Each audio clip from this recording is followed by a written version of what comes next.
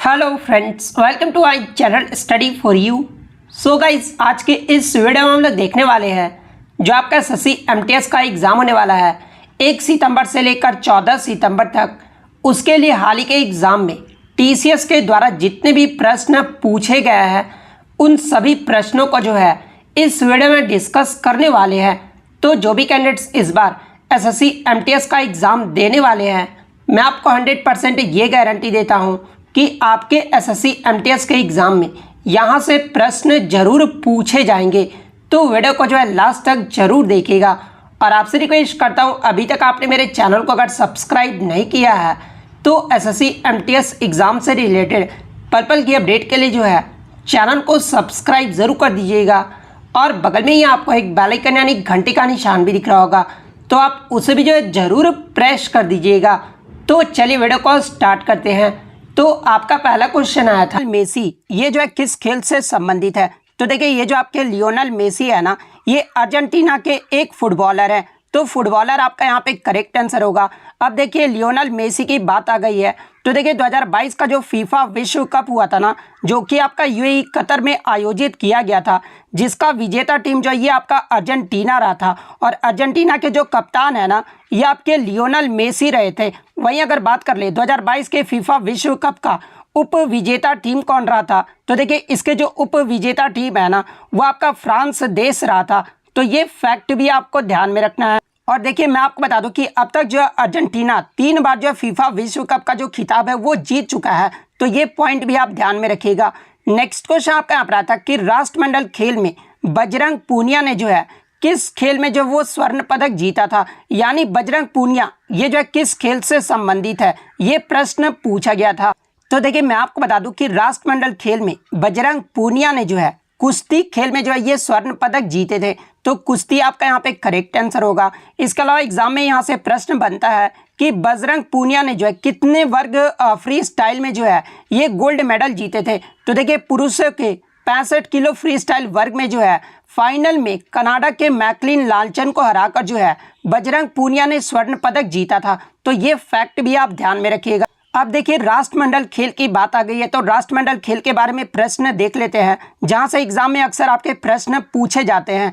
जैसे कि आपका जो ये आपका राष्ट्रमंडल खेल 2022 हुआ था, ये कौन सा संस्करण रहा था। तो देखिए, 2022 का जो राष्ट्रमंडल खेल यानी कॉमनवेल्थ गेम्स हुआ था ना, ये जो आपका 22वां संस्करण रहा था। और ये कहाँ पर आयोजित किया गया था, तो देखिए 2022 का जो राष्ट्रमंडल खेल है ना, ये आपका बर्मिंघम इंग्लैंड में जो वो आयोजित किया गया है। और अब तक सबसे ज़्यादा बार राष्ट्रमंडल खेलों की मेजबानी ये जो है किस देश के द्वारा किया गया है, तो देखिए ऑस्ट्रेलिया के द्वारा सबसे अधिक 5 बार जो है ये राष्ट्रमंडल खेलों की जो मेजबानी है वो किया गया है। तो ये फैक्ट भी आपको ध्यान में रखना है।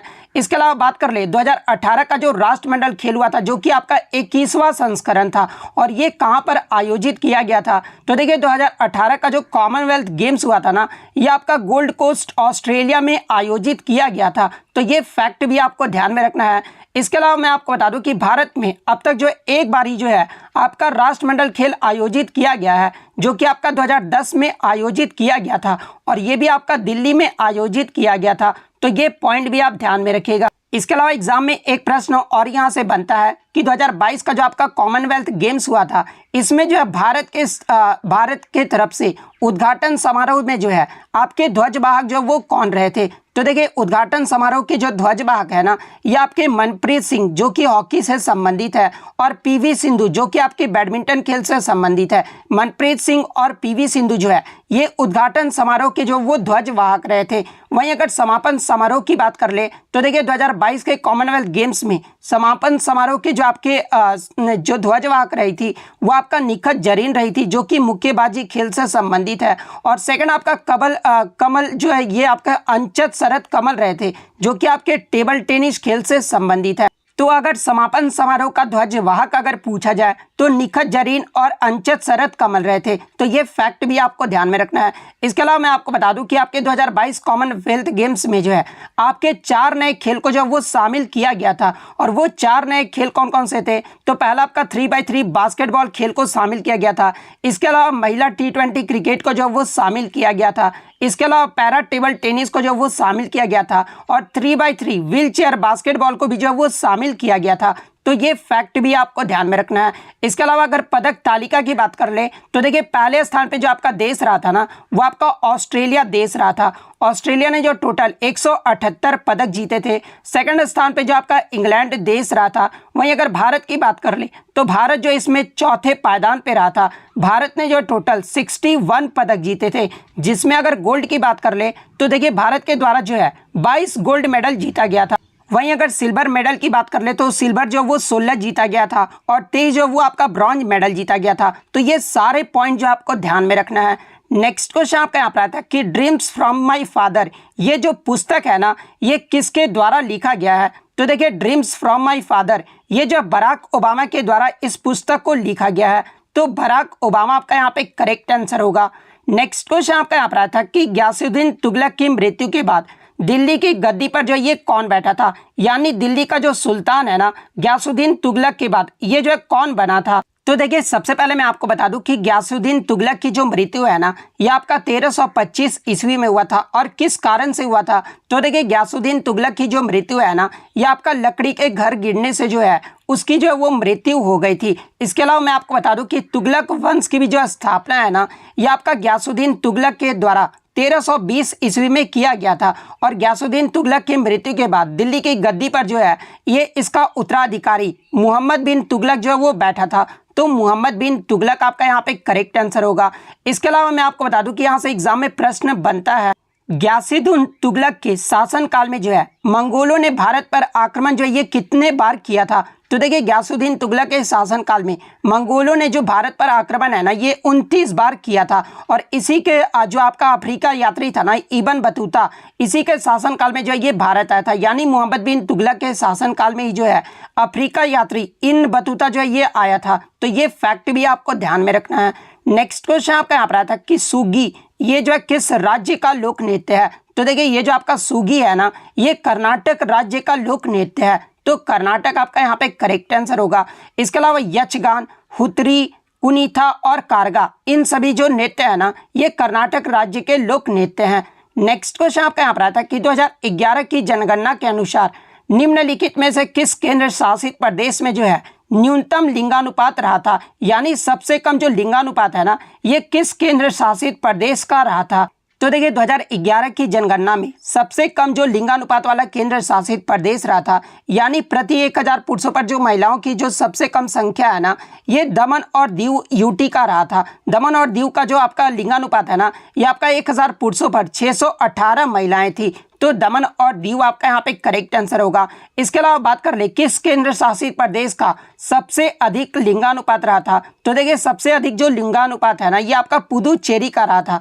पुदुचेरी का जो लिंगानुपात है ना ये प्रति 1000 पुरुषों पर 1038 महिलाएं थी। तो ये फैक्ट भी आपको ध्यान में रखना है।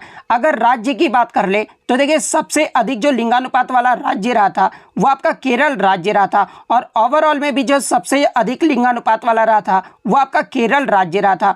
केरल का जो लिंगानुपात है ना वो आपका 1000 पुरुषों पर 1084 महिलाएं थी। और सबसे कम लिंगानुपात वाला राज्य अगर पूछा जाए तो देखिए सबसे कम लिंगानुपात वाला जो राज्य रहा था ना ये आपका हरियाणा राज्य रहा था। हरियाणा का जो लिंगानुपात है ये आपका 1000 पुरुषों पर जो है 877 महिलाएं थी। तो ये सारे फैक्ट जो आपको ध्यान में रखना है।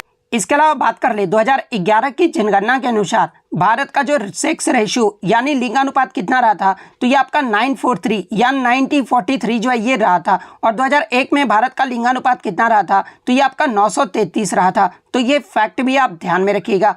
नेक्स्ट क्वेश्चन आपका यहाँ पर आता है कि रुक्मणी देवी अरुणडेल ये जो किस नृत्य से संबंधित है? तो देखिए रुक्मणी देवी अरुणडेल जो है ये भरतनाट्यम नृत्य से संबंधित है। और भरतनाट्यम ये जो किस राज्य का शास्त्रीय नृत्य है? तो ये तमिलनाडु राज्य का शास्त्रीय नृत्य है। तो भरतनाट्यम आपका करेक्ट आंसर होगा। इसके अलावा रुक्मणी देवी अरुणडेल के पुरस्कार की बात कर ले तो इन्हें जो है कला के क्षेत्र में 1956 में जो है पद्म भूषण पुरस्कार से जो वो सम्मानित किया गया था। 1957 में जो है इन्हें संगीत नाटक अकादमी पुरस्कार से सम्मानित किया गया था। इसके अलावा जो आपका मध्य प्रदेश राज्य के द्वारा जो आपका कालिदास सम्मान दिया जाता है ये जो है 1984 में जो है इन्हें दिया गया था। तो ये सारे पॉइंट जो आपको ध्यान में रखना है। इसके अलावा अन्य कलाकार की बात कर ले जो कि आपके भरतनाट्यम नृत्य से संबंधित है, जैसे कि यामिनी कृष्णमूर्ति, मीनाक्षी सुंदरम पिल्लई, कृष्णमूर्ति, सोनल मान सिंह, रुक्मणी देवी अरुणडेल, टी बाला सरस्वती, पद्म सुब्रमण्यम, एस के सरोज, विजयंती माला, राम गोपाल लीला सैमसन, मृणालिनी साराभाई, मल्लिका साराभाई, मालविका सरकार, प्रियदर्शनी गोविंद, अनीता रत्नम, इन सभी का जो संबंध है ना ये भरतनाट्यम नृत्य से है। नेक्स्ट क्वेश्चन आपका यहाँ पर आता है कि निम्नलिखित में से कौन सा अनुच्छेद जो है जन रोजगार के मामलों में जो है अवसर की समानता को बताता है। तो देखिए ये जो आपका अनुच्छेद 16 है ना ये जन रोजगार के मामलों में अवसर की समानता को बताता है। तो अनुच्छेद 16 आपका यहाँ पे करेक्ट आंसर होगा। और देखिए मैं आपको बता दूं कि ये जो आपका अनुच्छेद 14 से 18 तक जो है ये आपका समानता का अधिकार के अंतर्गत जो है ये आ जाता है। और ये जो आपका समानता का अधिकार है ना ये आपका एक मौलिक अधिकार है। अब देखिए मौलिक अधिकार की बात आ गई है तो मौलिक अधिकार जो है ये आपका संविधान के भाग 3 और अनुच्छेद 12 से 35 तक जो है मौलिक अधिकारों का जो वो वर्णन किया गया है। इसके अलावा मैं आपको बता दूं कि संविधान के भाग 3 को जो है भारत का मैग्ना कार्टा की संज्ञा भी जो है वो दी गई है। तो ये फैक्ट भी आप ध्यान में रखिएगा। इसके अलावा मैं आपको बता दूं कि मूल संविधान में जो है हमारे मौलिक अधिकारों की जो संख्या थी ना वो 7 थी। यानी जब हमारा संविधान बना था तो उस समय मौलिक अधिकारों की जो संख्या थी वो 7 थी। और ये जो आपका संपत्ति का अधिकार था ना उस समय अनुच्छेद 31 में था। लेकिन मैं आपको बता दूं कि अब जो आपके 6 मौलिक अधिकार हैं 44वें संविधान संशोधन अधिनियम के द्वारा जो है 1978 द्वारा मौलिक अधिकारों की सूची से जो है संपत्ति के अधिकार को जो वो हटा दिया गया है और इसे जो है संविधान के भाग 12 और ये जो आपका अनुच्छेद 301 के तहत कानूनी अधिकार जो है संपत्ति के अधिकार को बना दिया गया है। तो ये फैक्ट भी आपको ध्यान में रखना है। और वर्तमान में आपके 6 मौलिक अधिकार कौन कौन से हैं? तो पहला तो आपका समानता का अधिकार हो गया जो कि अनुच्छेद 14 से 18 में है। सेकंड आपका स्वतंत्रता का अधिकार है जो कि अनुच्छेद 19 से 22 में है। थर्ड आपका शोषण के विरुद्ध अधिकार है जो कि अनुच्छेद 23 से 24 में है। फोर्थ आपका धर्म की स्वतंत्रता का अधिकार है जो कि अनुच्छेद 25 से 28 में है। फिफ्थ आपका संस्कृति और शिक्षा संबंधी अधिकार है जो कि अनुच्छेद 29 और 30 में है। सिक्स्थ आपका संवैधानिक उपचारों का अधिकार है जो कि अनुच्छेद 32 में है। तो ये सारे पॉइंट जो आपको ध्यान में रखना है। नेक्स्ट क्वेश्चन आपका यहाँ पर आया था कि यूनानी इतिहासकार मेगास्थनीज ने जो है ये किस भारतीय शासक के शासनकाल में जो है भारत का दौरा किया था? तो देखिए ये जो आपका यूनानी इतिहासकार ये जो मेगास्थनीज था ना ये चंद्रगुप्त मौर्य के शासनकाल के दौरान जो है भारत का दौरा किया था। तो चंद्रगुप्त मौर्य आपका यहाँ पे करेक्ट आंसर होगा।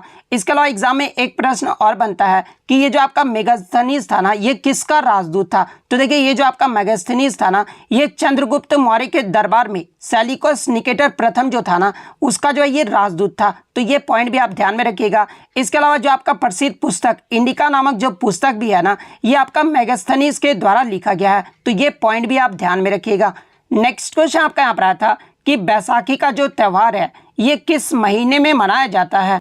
तो देखिए बैसाखी का त्यौहार प्रति वर्ष जो है ये 14 अप्रैल को मनाया जाता है। और 14 अप्रैल को ही क्यों मनाया जाता है? क्योंकि इसी दिन जो है सिखों के 10वें गुरु गोविंद सिंह ने जो है खालसा पंथ की स्थापना की थी। तो अप्रैल आपका यहाँ पे करेक्ट आंसर होगा।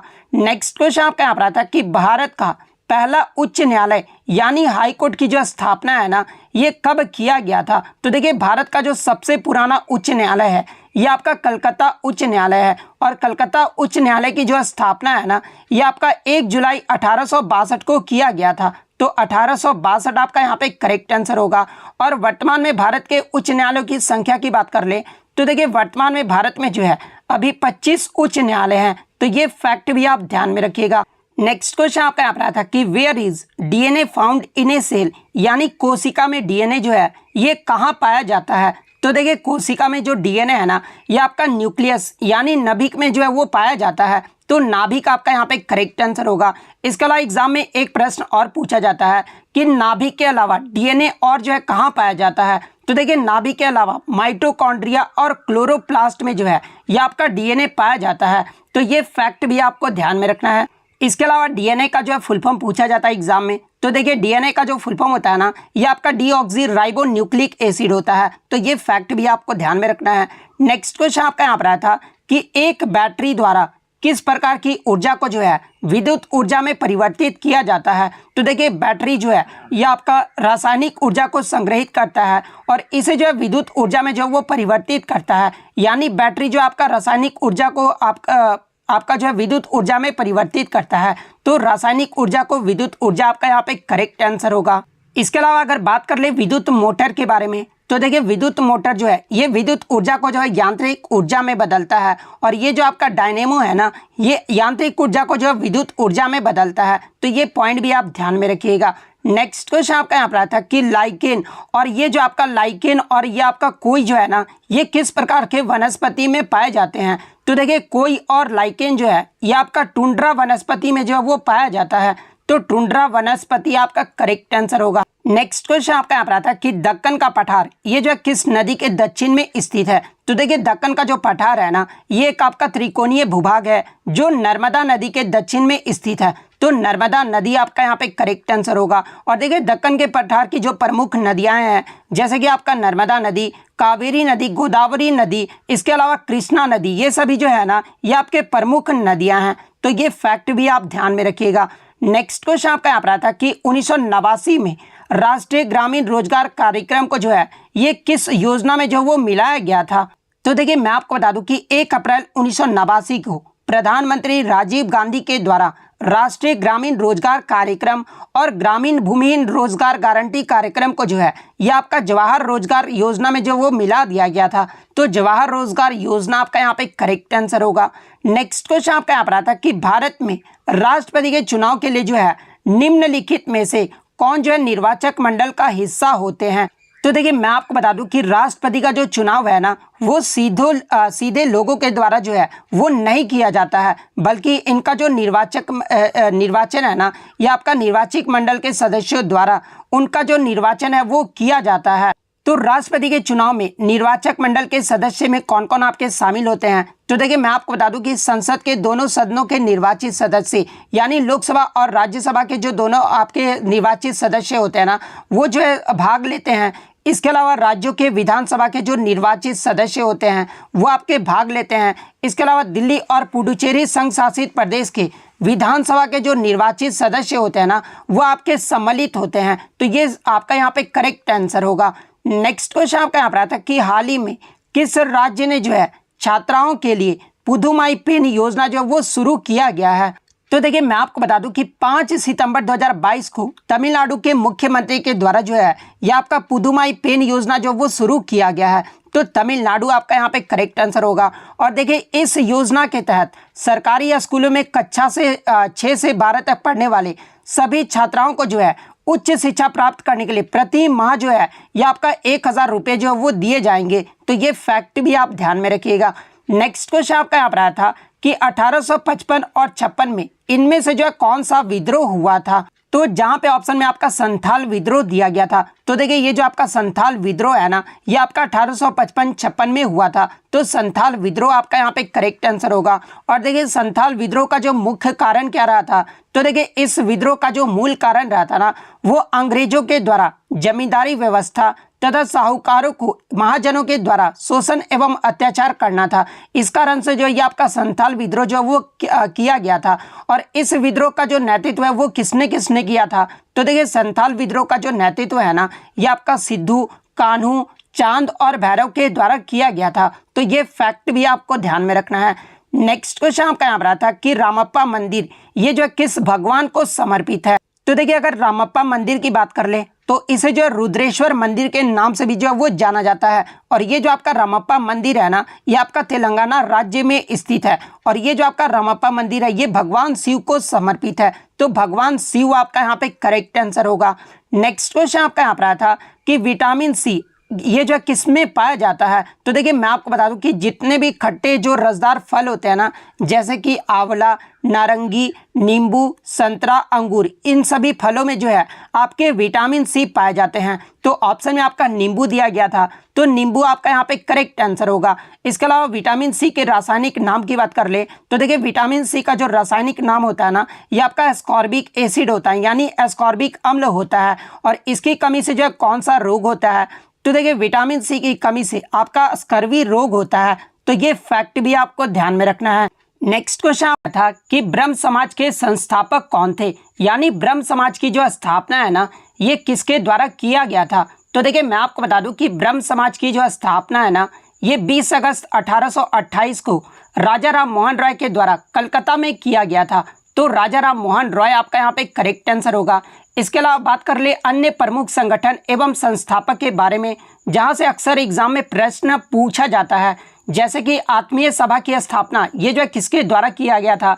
तो देखिए आत्मीय सभा की जो स्थापना है ना, ये 1815 में राजा राम मोहन रॉय के द्वारा किया गया था। सेकंड आपका आर्य समाज की स्थापना ये जो है किसके द्वारा किया गया था। तो देखिए आर्य समाज की जो स्थापना है ना, ये 1875 में स्वामी दयानंद सरस्वती के द्वारा किया गया था। इसके अलावा बात कर ले एशियाटिक सोसाइटी की स्थापना ये जो है किसके द्वारा किया गया था। तो देखिए एशियाटिक सोसाइटी की जो स्थापना है ना, ये 1784 में विलियम जोन्स के द्वारा किया गया था। तत्वबोधिनी सभा की बात कर ले तो देखिए तत्वबोधिनी सभा की जो स्थापना है ना, ये 1839 में देवेंद्र नाथ टैगोर के द्वारा किया गया था। प्रार्थना समाज की जो स्थापना है ये 1867 में डॉक्टर आत्माराम पांडुरंग के द्वारा किया गया था। इसके अलावा बात कर ले फॉरवर्ड ब्लॉक की स्थापना ये जो है 1939 में सुभाष चंद्र बोस के द्वारा किया गया था। मुस्लिम लीग की स्थापना ये जो है किसके द्वारा किया गया था। तो 1906 में आगा खान एवं सलीम उल्लाह खान के द्वारा मुस्लिम लीग की जो स्थापना जो है वो किया गया था। रामकृष्ण मिशन की स्थापना ये जो है किसके द्वारा किया गया था। तो देखिए रामकृष्ण मिशन की जो स्थापना है ना, ये 1897 में स्वामी विवेकानंद के द्वारा किया गया था। सत्य शोधक समाज की स्थापना ये जो है किसके द्वारा किया गया था। तो ये 1873 में ज्योतिबा फूले के द्वारा किया गया था। इसके अलावा सर्वेंट्स ऑफ इंडिया सोसाइटी की स्थापना ये जो है किसके द्वारा किया गया था। तो देखिए 905 यानी 1905 में जो है गोपाल कृष्ण गोखले के द्वारा सर्वेंट ऑफ इंडिया सोसाइटी की स्थापना की गई थी। तो ये सारे फैक्ट जो आपको ध्यान में रखना है। नेक्स्ट क्वेश्चन आपका यहाँ पर आया था कि the reaction between N acid and A base is called, यानी अम्ल और क्षार के बीच होने वाली जो अभिक्रिया है ना, इसे जो है वो क्या कहा जाता है। तो देखिए एसिड और बेस के बीच जो आपका अभिक्रिया यानी जो रिएक्शन होता है ना, उसे जो है न्यूट्रलाइजेशन रिएक्शन यानी उदासीनीकरण अभिक्रिया जो वो कहा जाता है। तो न्यूट्रलाइजेशन रिएक्शन आपका यहाँ पे करेक्ट आंसर होगा। नेक्स्ट क्वेश्चन आपका यहाँ पर था कि उस्ताद सफात अहमद खान ये जो किस वाद्य यंत्र से संबंधित है। तो देखिए उस्ताद सफात अहमद खान ये जो आपके तबला वादक थे, तो तबला वादक आपका करेक्ट आंसर होगा। इसके अलावा अन्य तबला वादक संगीतकार की बात कर ले, जैसे कि जाकिर हुसैन, अनिंदो चटर्जी, अल्लाह रखा, विक्रम घोष, किशन महाराज, शंकर घोष, इन सभी का जो संबंध है ना, ये आपका तबला वाद्य यंत्र से है। बांसुरी वादक की अगर मैं बात कर लूँ तो हरिप्रसाद चौरसिया, प्रवीण गुड़खिंडी, पन्नालाल घोष, शशांक सुब्रमण्यम, इन सभी का जो संबंध है ना, ये आपका बांसुरी वाद्य यंत्र से है। शहनाई वादक की बात कर ले तो बिस्मिल्लाह खान, कृष्ण राम चौधरी, अली अहमद हुसैन, इन सभी का जो संबंध है वो शहनाई वादक से है। अगर सरोद वादक की बात कर ले तो अलाउद्दीन खान, अली अकबर खान, अमजद अली खान, बुद्धदेव दास गुप्ता, बहादुर खान और शरण रानी, इन सभी का जो संबंध है ना, ये आपका सरोद वाद्य यंत्र से है। तो ये सारे फैक्ट जो आपको ध्यान में रखना है। नेक्स्ट क्वेश्चन आपका यहाँ पर आता है कि 1947 में स्वतंत्रता के समय भारत की जो लिटरेसी रेट यानी साक्षरता दर जो है ये कितना रहा था। तो देखिए जब हमारा देश ब्रिटिश शासन से जब आज़ाद हुआ था, यानी 1947 में जब हमारा देश आज़ाद हुआ था, उस समय जो भारत की साक्षरता दर थी ना, वो 12% थी। तो 12% आपका यहाँ पे करेक्ट आंसर होगा। इसके अलावा मैं आपको बता दूं कि 1951 के दौरान स्वतंत्र भारत की जो पहली जनगणना हुई थी ना, उस समय जो भारत का साक्षरता दर रहा था वो 18% रहा था। तो ये फैक्ट भी आपको ध्यान में रखना है। और आपका जो अभी वर्तमान में जो आपका चल रहा है वो आपका 2011 की जो जनगणना हुई थी, उसमें जो भारत का साक्षरता दर रहा था ना, वो आपका 74.04% रहा था। तो ये फैक्ट भी आपको ध्यान में रखना है। नेक्स्ट क्वेश्चन आपका यहाँ पर रहा था कि रुक्मणी देवी अरुंडेल ये जो किस नृत्य से संबंधित है। और ये क्वेश्चन जो आपका फर्स्ट शिफ्ट में भी जो है वो आपका पूछा गया था। तो देखिए रुक्मणी देवी अरुंडेल ये जो आपका भरतनाट्यम नृत्य से संबंधित है। तो भरतनाट्यम आपका यहाँ पे करेक्ट आंसर होगा। और भरतनाट्यम जो ये आपका तमिलनाडु राज्य का जो है एक शास्त्रीय नृत्य है। अगर रुक्मणी देवी अरुंडेल के पुरस्कार की बात कर ले तो देखिए इन्हें जो है कला के क्षेत्र में 1956 में जो है पद्म भूषण पुरस्कार से सम्मानित किया गया था। इसके अलावा 1957 में जो है इन्हें संगीत नाटक अकादमी पुरस्कार से सम्मानित किया गया था। इसके अलावा 1984 में जो मध्य प्रदेश के द्वारा कालिदास सम्मान दिया जाता है, इन्हें जो 1984 में जो है इन्हें सम्मानित किया गया था। तो ये सारे फैक्ट जो है आपको ध्यान में रखना है। नेक्स्ट क्वेश्चन आपका यहाँ पर आया था कि which one is the oldest grand slam tennis tournament, यानी कौन सा जो है सबसे पुराना ग्रैंड स्लैम टेनिस टूर्नामेंट है। तो देखिए मैं आपको बता दूं कि टेनिस में जो है आपके 4 ग्रैंड स्लैम टूर्नामेंट होते हैं, और वो 4 ग्रैंड स्लैम टूर्नामेंट कौन कौन से होते हैं। तो देखिए पहला आपका ऑस्ट्रेलियन ओपन होता है, सेकंड आपका फ्रेंच ओपन होता है, थर्ड आपका विंबलडन होता है, और फोर्थ आपका यूएस ओपन होता है। अगर सबसे पुराने ग्रैंड स्लैम टेनिस टूर्नामेंट की बात कर ले तो ये आपका विंबलडन है, जो कि आपका इसकी शुरुआत कब हुई थी। तो देखिए विंबलडन की जो शुरुआत है ना, ये आपका 1877 में जब वो किया गया था, तो विंबलडन आपका यहाँ पे करेक्ट आंसर होगा। इसके अलावा एग्जाम में एक प्रश्न और पूछा जाता है कि ये जो आपका विंबलडन है ना, ये किस कोर्ट पर खेला जाता है। तो देखिए विंबलडन जो है ये आपका ग्रास कोर्ट पर जो वो खेला जाता है, तो ये फैक्ट भी आपको ध्यान में रखना है। इसके अलावा आगे के शिफ्ट में अगर आपसे पूछा जाए कि दूसरा सबसे पुराना ग्रैंड स्लैम टेनिस टूर्नामेंट कौन सा है, तो देखिए अगर दूसरा पूछ दिया जाना तो ये आपका यूएस ओपन है। यूएस ओपन की जो शुरुआत है ना, ये 1881 में किया गया था, और ये जो है किस कोर्ट पर खेला जाता है। तो देखिए ये जो आपका यूएस ओपन है ना, ये आपका हार्ड कोर्ट पर जो वो खेला जाता है, तो ये फैक्ट भी आपको ध्यान में रखना है।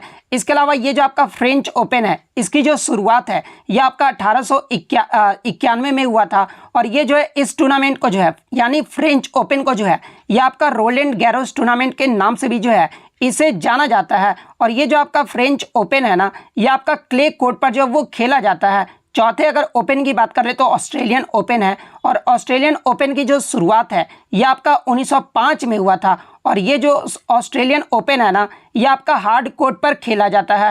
इसके अलावा ये जो आपका ऑस्ट्रेलियन ओपन है ये आपका जनवरी मंथ में जो है हर साल जो है ये खेला जाता है। तो ये सारे फैक्ट जो है आपको ध्यान में रखना है। नेक्स्ट क्वेश्चन आपका यहाँ पर आया था कि हॉकी के मैदान पर खिलाड़ियों की जो है संख्या कितनी होती है। तो देखिए हॉकी के मैदान पर दोनों पक्ष में जो खिलाड़ियों की संख्या होती है ना, वो 11 होता है। तो 11 आपका यहाँ पे करेक्ट आंसर होगा। इसके अलावा आगे के शिफ्ट में अगर आपसे पूछा जाए कि अन्य खेल में खिलाड़ियों की संख्या कितनी होती है, जैसे कि बेसबॉल में खिलाड़ियों की संख्या कितनी होती है, तो देखिए बेसबॉल में जो आपका 9 खिलाड़ी होते हैं, हॉकी में आपका 11 होता है, नेट बॉल में जो आपका 7 खिलाड़ी होते हैं, वाटर पोलो में जो आपके 7 खिलाड़ी होते हैं, खो खो में आपके 9 खिलाड़ी होते हैं, कबड्डी में जो आपके 7 खिलाड़ी होते हैं, टेनिस में आपका 1 या 2 खिलाड़ी होते हैं, क्रिकेट में आपका 11 खिलाड़ी होता है, पोलो में जो आपका 4 खिलाड़ी होता है, रग्बी फुटबॉल में जो आपका 15 खिलाड़ी होते हैं। इसके अलावा बास्केटबॉल में जो आपके 5 खिलाड़ी होते हैं, बॉक्सिंग में जो आपका 1 खिलाड़ी होता है, लॉन टेनिस में जो 1 या 2 खिलाड़ी होते हैं। इसके अलावा चेस में जो आपके 2 या फिर 1 खिलाड़ी होते हैं। फुटबॉल की बात कर ले तो आपका 11 खिलाड़ी जो वो फुटबॉल में होते हैं। वॉलीबॉल में जो आपके 6 खिलाड़ी होते हैं, और टेबल टेनिस में जो है आपके 1 से 2 खिलाड़ी होते हैं। तो ये सारे फैक्ट जो आपको ध्यान में रखना है। नेक्स्ट क्वेश्चन आपका यहाँ पर आया था कि name the tissue which transports water and minerals in plants, यानी इनमें से कौन सा ऊतक जो है पौधे में जल और खनिजों का परिवहन जो है वो करता है। तो देखिए ये जो आपका जाइलम ऊतक है ना, ये पौधे में जल का परिवहन करता है, और ये जो पौधे होते हैं ना, ये आपके जड़ के द्वारा मिट्टी से जो जल को जो वो अवशोषित करते हैं। तो जाइलम ऊतक आपका यहाँ पे करेक्ट आंसर होगा। इसके अलावा बात कर ले फ्लोएम ऊतक के बारे में, तो देखिए ये जो आपके फ्लोएम ऊतक होते हैं ना, ये मुख्यतः भोजन के परिवहन के लिए जो उत्तरदायी होता है, यानी पौधे में जो भोजन का जो परिवहन है ना, ये फ्लोएम ऊतक के द्वारा किया जाता है। तो ये फैक्ट भी आपको ध्यान में रखना है। नेक्स्ट क्वेश्चन आपका यहाँ पर आया था कि हु डिस्कवर्ड द सेल, यानी कोशिका की जो खोज है ना, ये किसके द्वारा किया गया था। तो देखिए मैं आपको बता दूं कि मृत कोशिका की जो सबसे पहले खोज है ना, ये 1665 में इंग्लैंड के वैज्ञानिक रॉबर्ट हुक के द्वारा किया गया था। तो रॉबर्ट हुक आपका यहाँ पे करेक्ट आंसर होगा। इसके अलावा बात कर ले सबसे पहले जीवित कोशिका की खोज, ये जो है किसके द्वारा किया गया था। तो देखिए सबसे पहले जीवित कोशिका की जो खोज है ना, ये आपका एंटनी वॉन लीeuwenhoek के द्वारा 1674 में किया गया था। तो ये फैक्ट भी आपको ध्यान में रखना है। नेक्स्ट क्वेश्चन आपका यहाँ पर आया था कि the man who knew infinity a life of the genius Ramanujan is a biography of, यानी the man who knew infinity a life of the genius, ये जो है किसकी आत्मकथा है। तो देखिए नाम से ही स्पष्ट हो रहा है कि ये किसकी आत्मकथा होगी। तो ये आपके इंडियन मैथमेटिशियन यानी भारत महागणितज्ञ श्रीनिवास रामानुजन की जो है आत्मकथा है। तो श्रीनिवास रामानुजन आपका यहाँ पे करेक्ट आंसर होगा। अगर आगे के चैप्टर में अगर आपसे पूछ ले कि इस पुस्तक के लेखक कौन थे, तो देखिए ये जो पुस्तक है ना, ये 1991 में रॉबर्ट कैनिगल के द्वारा लिखा गया था। तो ये फैक्ट भी आपको ध्यान में रखना है। नेक्स्ट क्वेश्चन आपका यहाँ पर आया था कि असम में फसल की कटाई होने पर जो है कौन सा त्यौहार जो है वो मनाया जाता है।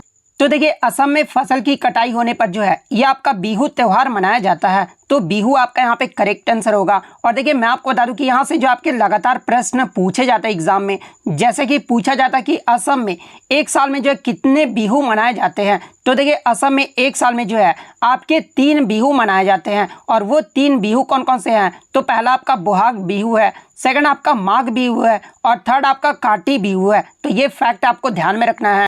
इसके अलावा एग्जाम में जो आपका बोहाग बिहू का अन्य नाम पूछा जाता है और पूछा जाता है कि किस महीने में जो है बोहाग बिहू मनाया जाता है। तो देखिए सारे कुछ मैं आपको बता देता हूं कि देखिए बोहाग बिहू को जो है ये आपका रंगोली बिहू भी जो है वो कहा जाता है। और ये जो आपका बोहाग बिहू है ना, ये आपका बैसाख यानी अप्रैल के मध्य महीने में जो है ये आपका मनाया जाता है। माघ बिहू की अगर मैं बात कर लूँ तो देखिए माघ बिहू को जो है ये आपका भोगाली बिहू भी कहा जाता है। और ये जो आपका माघ बिहू है ना, ये आपका जनवरी के मध्य महीने में मनाया जाता है। थर्ड आपका काटी बिहू है, जिसे जो है कंगाली बिहू भी कहा जाता है। और ये आपका कार्तिक यानी अक्टूबर के मध्य महीने में जो है कंगाली बिहू को जो है वो मनाया जाता है। तो ये सारे फैक्ट जो है आपको ध्यान में रखना है। नेक्स्ट क्वेश्चन आपका यहाँ पर आता है कि निम्नलिखित में से कौन सा एक मौलिक अधिकार का उदाहरण है। तो देखिए अगर मौलिक अधिकार की यहाँ पर बात आ गई है तो देखिए मौलिक अधिकार का संविधान के भाग 3 और अनुच्छेद 12 से 35 तक जो है इसका वर्णन जो वो किया गया है। इसके अलावा संविधान के भाग 3 को जो है यह आपका भारत का मैग्ना कार्टा भी जो वो कहा जाता है। इसके अलावा मैं आपको बता दूं कि वर्तमान में मौलिक अधिकारों की जो संख्या है ना, ये आपके 6 मौलिक अधिकार हैं। और वो 6 मौलिक अधिकार कौन कौन से हैं? तो पहला आपका समानता का अधिकार है और यही जो आपका ऑप्शन में एक दिया गया था, यानी समानता का जो अधिकार है ना, ये आपका एक मौलिक अधिकार है। तो समानता का अधिकार आपका यहाँ पे करेक्ट आंसर होगा। नेक्स्ट क्वेश्चन आपका यहाँ पर आया था कि the election laws amendment bill 2021 यानी चुनाव कानून संशोधन विधेयक 2021 ये जो है किस मंत्रालय के अंतर्गत आता है। तो देखिए ये जो आपका चुनाव कानून संशोधन विधेयक बिल है ना 2021 का, ये जो आपका कानून और न्याय मंत्रालय के अंतर्गत आता है, यानी लॉ एंड जस्टिस के अंतर्गत आता है। तो लॉ एंड जस्टिस आपका यहाँ पे करेक्ट आंसर होगा। इसके अलावा मैं आपको बता दूं कि चुनाव कानून संशोधन बिल 2021 को जो है ये लोकसभा में 20 दिसंबर 2021 को जो वो पेश किया गया था। तो ये फैक्ट भी आपको ध्यान में रखना है। नेक्स्ट क्वेश्चन आपका यहाँ पर आता है कि हाल ही में अगस्त 2022 में जो है किस राज्य सरकार ने पंचामृत योजना के माध्यम से जो है किसान की आय को दुगना करने की योजना जो है वो बनाई है। तो देखिए मैं आपको बता दूं कि अगस्त 2022 में उत्तर प्रदेश राज्य सरकार के द्वारा पंचामृत योजना के माध्यम से जो है किसान की आय को दुगना करने का जो योजना है वो बनाया गया है।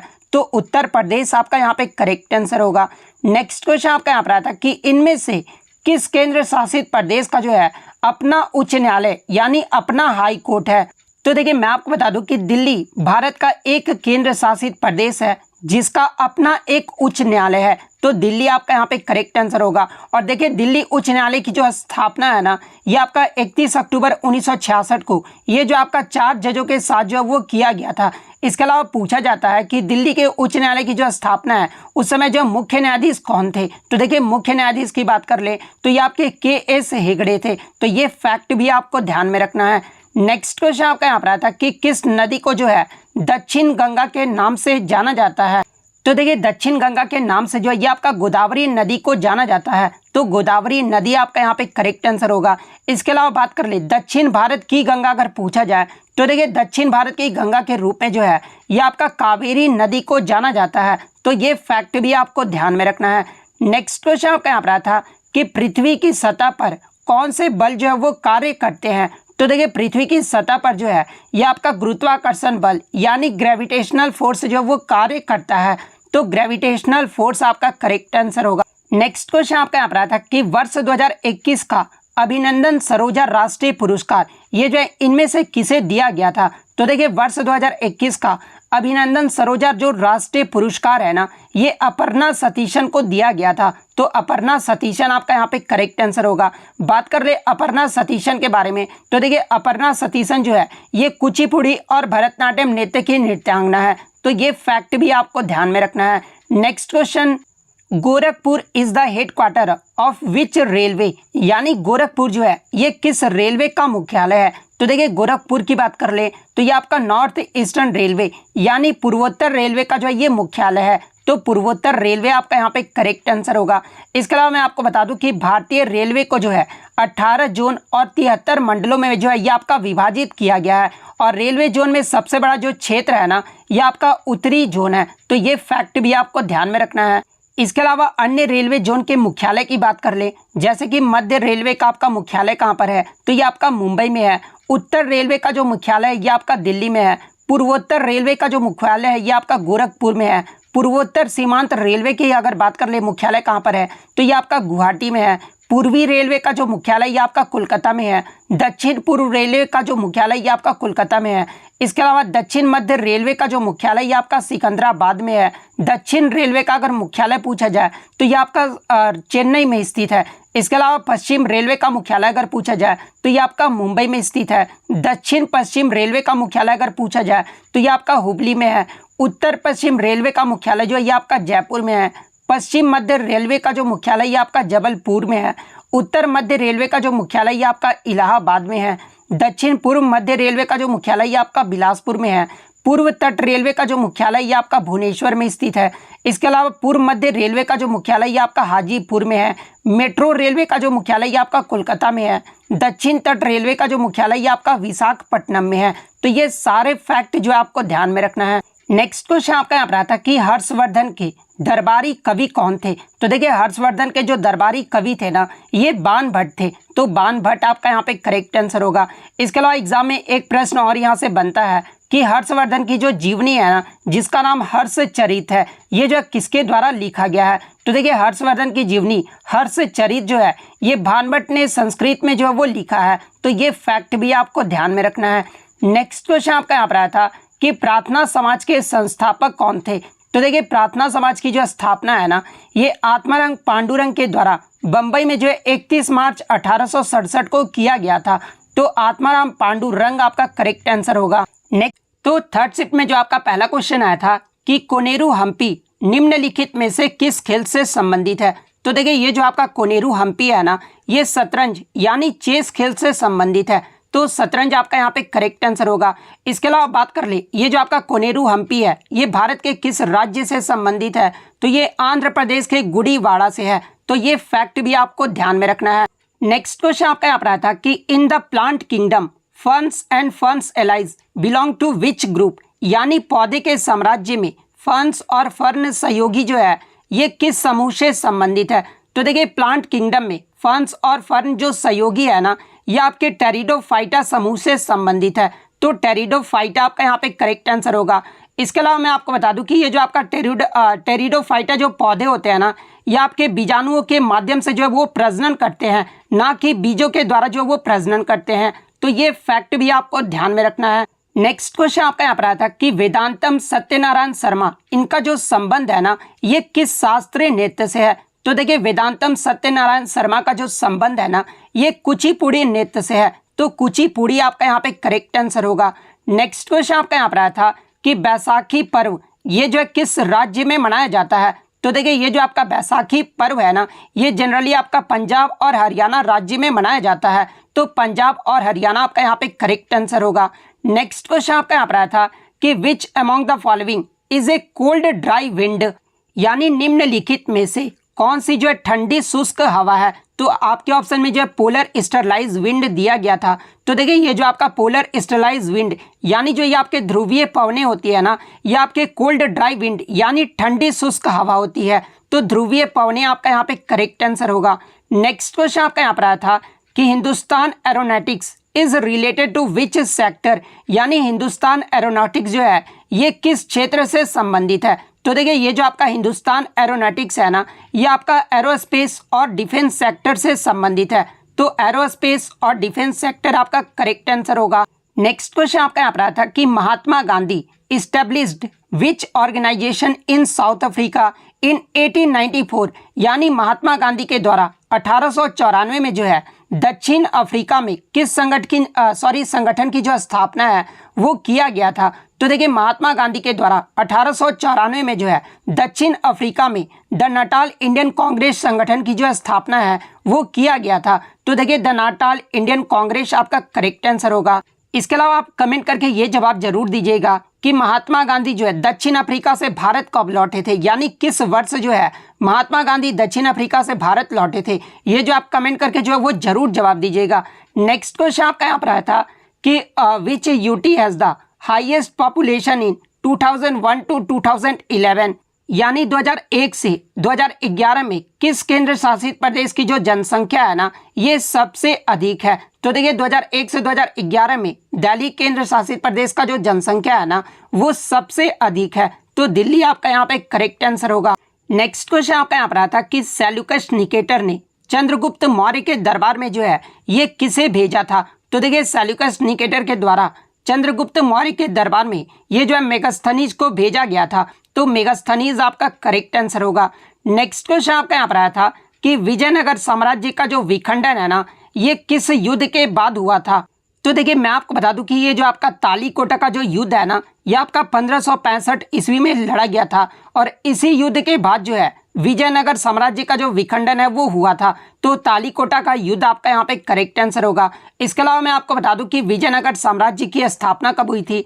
तो देखिए विजयनगर साम्राज्य की जो स्थापना है ना ये आपका 1336 ईस्वी में हरियर और बुक्का राय भाई के द्वारा जो है विजयनगर साम्राज्य की स्थापना की गई थी। तो ये फैक्ट भी आपको ध्यान में रखना है।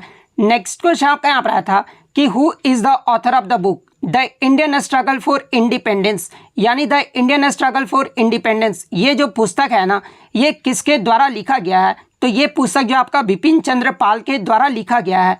तो विपिन चंद्र पाल आपका करेक्ट आंसर होगा। नेक्स्ट क्वेश्चन आपका यहाँ पर आता कि पद्मा सुब्रमण्यम ये जो किस नृत्य शैली से संबंधित है? तो देखिए पद्मा सुब्रमण्यम का जो संबंध है ना ये भरतनाट्यम नृत्य से है। तो भरतनाट्यम आपका करेक्ट आंसर होगा। नेक्स्ट क्वेश्चन आपका यहाँ पर आता कि न्यूटन का प्रथम नियम ये जो है किस नाम से जाना जाता है? तो देखिए न्यूटन के प्रथम नियम को जो है ये आपका जड़त्व का नियम यानी लॉ ऑफ इनर्शिया के नाम से जाना जाता है। तो लॉ ऑफ इनर्शिया आपका यहाँ पे करेक्ट आंसर होगा। नेक्स्ट क्वेश्चन आपका यहाँ पर आता कि निम्नलिखित में से किस राज्य की जो सीमा है ना ये नेपाल से नहीं लगती है? तो देखिए मैं आपको बता दूं कि नेपाल की जो सीमा है ना ये भारत के 5 राज्यों से लगती है और वो 5 राज्य कौन कौन से हैं? तो पहला आपका उत्तर प्रदेश से लगता है, सेकंड आपका उत्तराखंड से लगता है, थर्ड आपका बिहार से लगता है, फोर्थ आपका सिक्किम से लगता है और फिफ्थ आपका पश्चिम बंगाल से लगता है। तो इनमें से आपका 3 तो ऑप्शन में दिया गया था। इसके अलावा जो चौथा ऑप्शन होगा ना वो आपका करेक्ट आंसर होगा। इसके अलावा बात कर ले नेपाल की सीमा भारत से जो है ये कितने किलोमीटर की सीमा जो है वो साझा करता है? तो देखिए नेपाल की सीमा जो है ये भारत के साथ 1751 किलोमीटर की सीमा जो है वो साझा करता है। तो ये फैक्ट भी आपको ध्यान में रखना है। नेक्स्ट क्वेश्चन आपका यहाँ पर आया था कि उड़ीसा की सबसे बड़ी तथा भारत की तीसरी सबसे बड़ी प्रायद्वीपीय नदी कौन सी है? तो देखिए उड़ीसा का जो सबसे बड़ी नदी है ना ये आपका महानदी है और ये जो आपका महानदी है ना ये आपका प्रायद्वीपीय भारत की तीसरी सबसे बड़ी नदी है। तो महानदी आपका यहाँ पे करेक्ट आंसर होगा। इसके अलावा बात कर ले प्रायद्वीपीय भारत की सबसे बड़ी नदी अगर पूछा जाए तो देखिए प्रायद्वीपीय भारत की जो सबसे बड़ी नदी है ना ये आपका गोदावरी नदी है, उसके बाद आपका कृष्णा नदी है और तीसरी जो सबसे बड़ी नदी है वो आपका महानदी है। तो महानदी आपका करेक्ट आंसर होगा।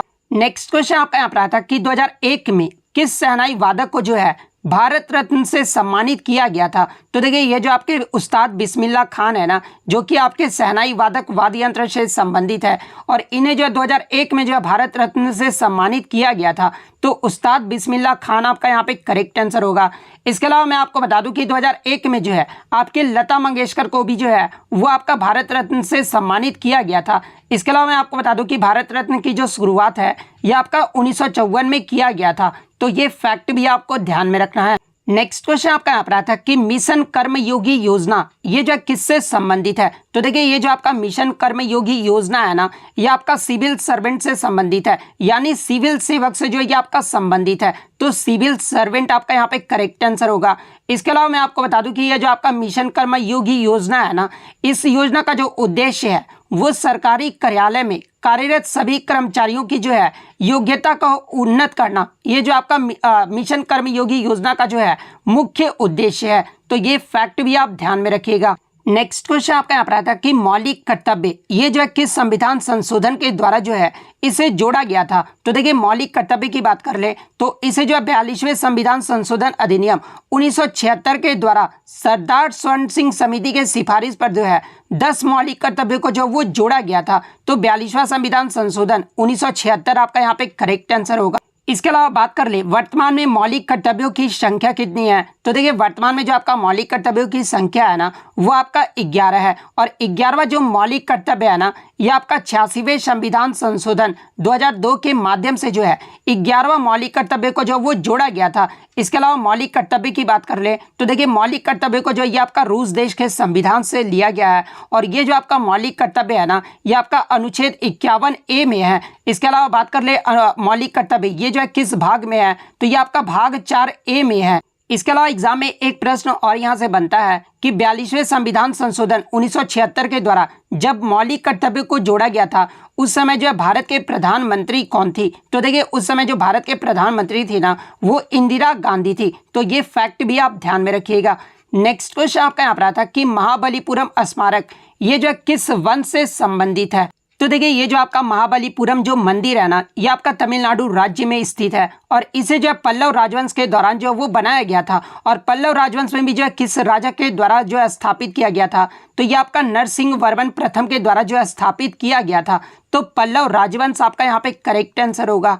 नेक्स्ट क्वेश्चन आपका यहाँ पर आता है कि 2024 दक्षिण एशियाई खेल ये जो है किस देश में आयोजित किया जाएगा। तो देखिए 2024 का जो दक्षिण एशियाई खेल है ना ये आपका पाकिस्तान देश में आयोजित किया जाएगा। तो पाकिस्तान आपका यहाँ पे करेक्ट आंसर होगा। नेक्स्ट क्वेश्चन आपका यहाँ पर आया था कि आपका जो है which acid is formed in the human stomach यानी मनुष्य के आमाशय में जो है कौन सा अम्ल बनता है। तो देखिए मनुष्य के आमाशय में जो है यह आपका हाइड्रोक्लोरिक अम्ल बनता है और हाइड्रोक्लोरिक एसिड का फॉर्मूला क्या होता है। तो ये आपका HCl होता है। तो हाइड्रोक्लोरिक एसिड आपका यहाँ पे करेक्ट आंसर होगा। नेक्स्ट क्वेश्चन आपका यहाँ पर आया था कि how many members are nominated by the PM in the inter state council यानी अंतर्राज्यीय परिषद में PM द्वारा जो ये कितने सदस्यों को मनोनीत किया जाता है। तो देखिए अंतर्राज्यीय परिषद में PM द्वारा जो है ये आपके टोटल 6 सदस्यों को जो है वो मनोनीत किया जाता है। तो 6 आपका यहाँ पे करेक्ट आंसर होगा। तो